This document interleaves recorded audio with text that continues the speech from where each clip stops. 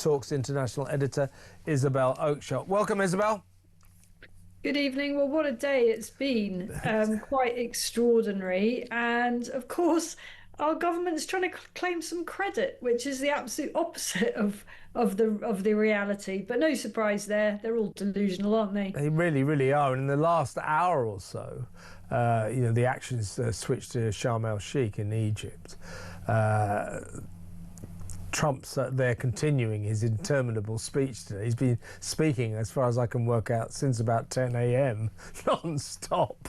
And he deserves it. He's loving it. He's enjoying his moment in the moment. And as I said earlier, he's like the kind of ringmaster in the circus of his own triumph. And everybody else has to play their bit parts. Now, he's been quite friendly to most world leaders who are there.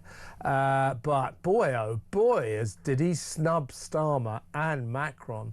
He was seen kind of quite angrily shouting at Macron, and then Starmer shuffling around behind him only about half an hour ago, desperate, hello, I'm here, hello.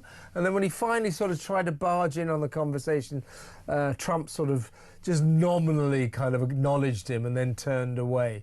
The recognisers of Palestine are being put in their place today, and quite rightly so. Let's talk first. We'll get to that in a second, Isabel, but let's talk first of all. You know how the politics in this country works. On a Sunday, the party of power, the government always sends out a cabinet minister, cabinet secretary to do the media rounds. They call them the media rounds. Usually involves Sky News, Laura Kinsberg on the BBC, maybe the 1 p.m. Radio 4 show, and so on and so forth. Now, this Sunday, yesterday, they chose the current education secretary, that little class warrior, Bridget Phillipson, and, you know, frankly, she went out there and, talking to Trevor Phillips on Sky News, succeeded in never once mentioning Trump. She did sort of reluctantly give credit to America for its powerful part in achieving this extraordinary peace in the Middle East. America, but not Trump. And then she said that Britain played a vital role in achieving this behind the scenes, vital. That was immediately, almost immediately, humiliatingly knocked down by Israel's ambassador to Israel, Mike Huckabee, who tweeted to say, I can assure you she is delusional, and that she can thank Donald Trump in the interests of getting the record straight when she likes.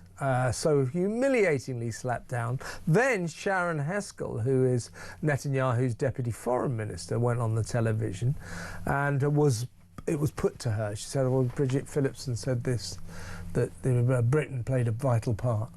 And Sharren Haskel not only said, well, she said, unfortunately, I have to contradict her. Unfortunately, and then she went on to words to this effect to say, in fact, what Britain did was materially delay our chances of getting a peace earlier than we did, because recognising Palestine emboldened Hamas, and they essentially told them that the longer they dragged this war out, the more they might get from people like Starmer, Macron, and that Mark Carney, or whatever his name is in Canada. These three virtue signallers with Muslim problems need Muslim votes.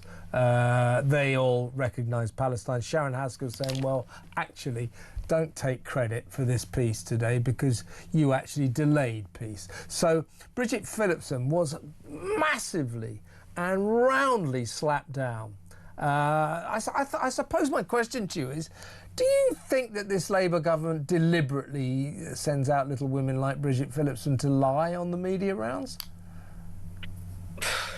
I mean, it's hard to know where to begin with Bridget Phillipson, but let me just point to something that she tweeted just an hour ago. I mean, I just think this is so crashingly inappropriate. She's tweeted, I'm looking at it now on my phone, that's why I keep looking down. She's tweeted a picture of herself with her mother in the 1980s. So her as a what looks like a baby stroke young toddler, maybe less than a year old. And she says, here's a picture of me and my mam back home in 1980s. The fact a child from my background now is in the cabinet is down to the Labour Party. I owe our movement so much. Now I'm asking for your backing again. Give me a mandate to open up opportunities for more children like me. There's a theme here. Me, from Bridget Phillipson. You know, on a day when the eyes of the world are on other mothers, the eyes of the world are on the mothers and fathers and relatives, the brothers and sisters, uncles and aunts of those young men, and they were, I think, pretty much all young men released today, thankfully bringing an end to 2 years of utter horror for those mothers. Bridget Phillipson thinks that that is the time to post a picture of herself with her mother. I mean, could you imagine anything more crassly inappropriate at this time than to be talking about herself and her own mother? It's so ill-judged. But this is a woman that is completely delusional in multiple regards. And you know why she's doing it? Because she's in trouble. My bet would be we won't see Bridget Phillipson on the media round of a Sunday anytime again soon. She screwed up yesterday, and she screwed up badly. Now, Steve Whitcroft, Trump's envoy, who has played such a major role in achieving this remarkable peace, we have to put a caveat. Let's hope it works. Let's hope it works. But so far, so astonishing.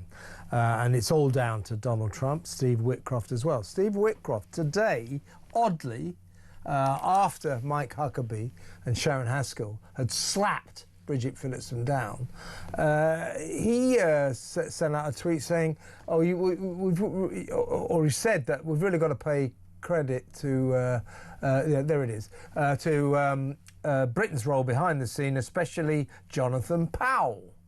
Which is a very odd thing to say. No mention of Starmer or anything like that. Now, this is what my interpretation of this. I think that Donald Trump and Steve Whitcroft have thrown Britain a bone. That Starmer is squirming because of this Chinese spy scandal. Jonathan Powell denying that he stepped in to stop this trial because he didn't want Britain to declare that China was an enemy. Therefore, the whole case fell apart. So Jonathan Powell in big trouble. People believing, him denying it, but him believing that he actually screwed this trial up and went a long way to empowering China's ongoing infiltration into Britain, into all aspects of British life. So suddenly Whitcroft is thanking Jonathan Powell. I smell some backroom chats there. Could you do us a favour? Could you do us a favour? Could you mention Jonathan Powell? Don't you think?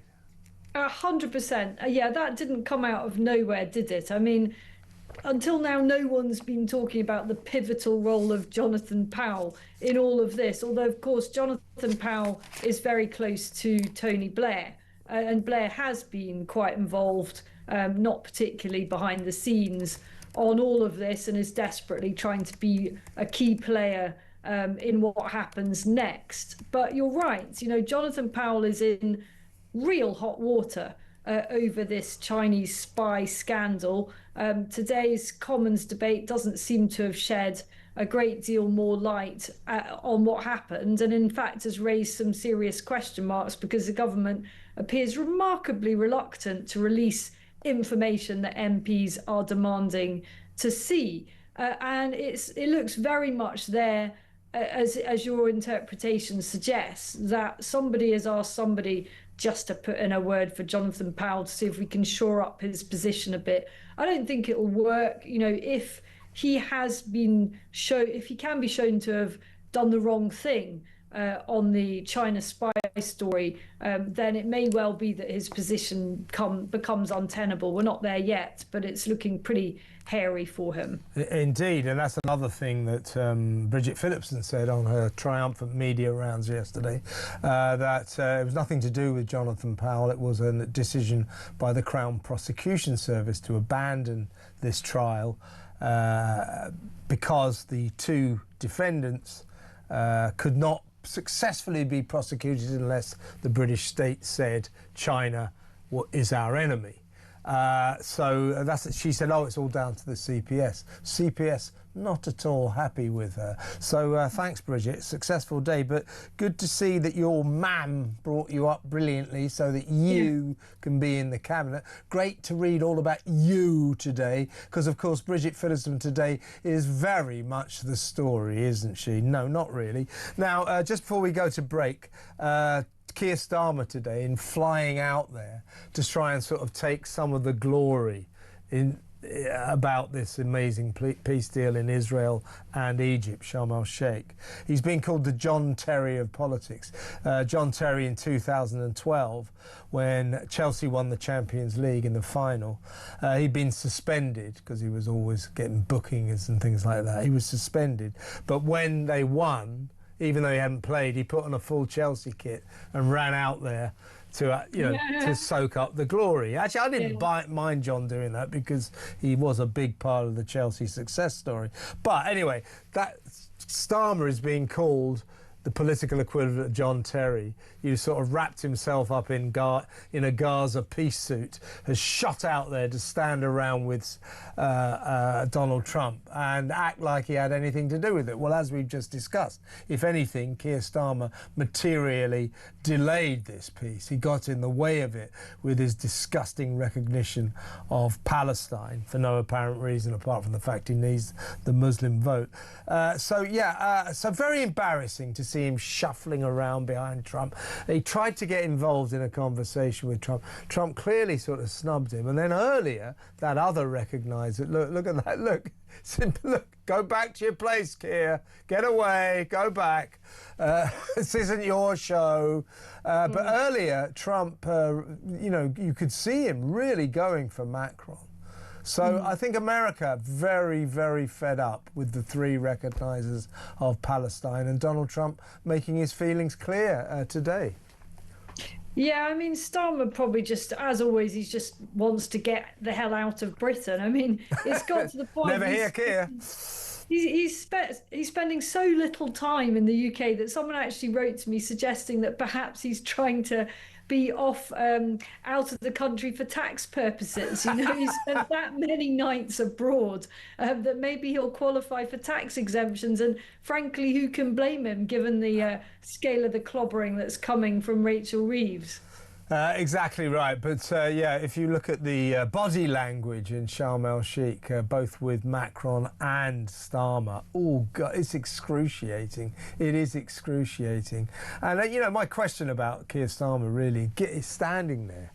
This guy who presides over a government whose policies have been blatantly pro-Palestine and anti-Israel, recognising Palestine 3 weeks ago, month ago. Absolutely disgraceful anti-Israel policies, and he now goes over there with Macron to try and suck up some of the limelight as if they had anything to do with it. Bridget Phillipson, Britain played a vital role behind the scenes. No, we didn't.